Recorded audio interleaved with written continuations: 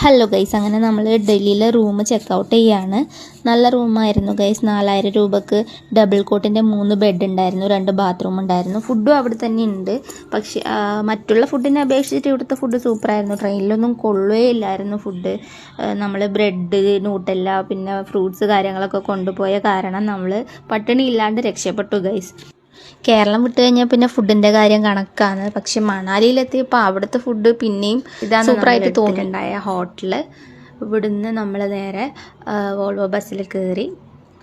7 മണിക്ക് തന്നെ ബസ് വന്നിട്ടുണ്ടായിരുന്നു. പിറ്റേന്ന് രാവിലെ 8 മണിക്കാണ് മണാലിയിലെത്തുക. അപ്പോൾ നമ്മൾ അവിടുന്ന് ബസ്സിൽ കയറുന്നതിന് മുന്നേ തന്നെ ബ്രെഡ് ഓംലെറ്റൊക്കെ കഴിച്ചിട്ടുണ്ടായിരുന്നു. ഇവർ ബസ് നിർത്തി തരും ഫുഡ് കഴിക്കാനൊക്കെ, പക്ഷെ അവിടെ ഭയങ്കര കോസ്റ്റ്ലി ആയിരുന്നു. ഞാൻ അവിടെ നിന്നൊന്നും കഴിച്ചില്ല, ബാക്കിയുള്ളവർ കഴിച്ചിട്ടുണ്ടായിരുന്നു. ബ്രെഡ് ഓംലെറ്റ് കഴിച്ച കാരണം വിശക്കുന്നുണ്ടായിട്ടില്ല. പിറ്റേന്ന് രാവിലെ 8 മണിക്ക് തന്നെ നമ്മൾ മണാലിയിൽ സ്റ്റാൻഡിലെത്തി. അപ്പോൾ ട്രാവൽസിൻ്റെ ട്രാവലർ വന്നു.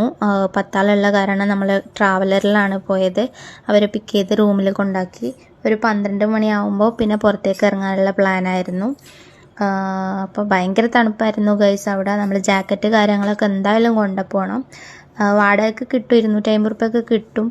പക്ഷേ അത് നമ്മൾ സ്നോയിൽ പോകുന്ന സമയത്ത് മാത്രമേ കിട്ടുള്ളൂ.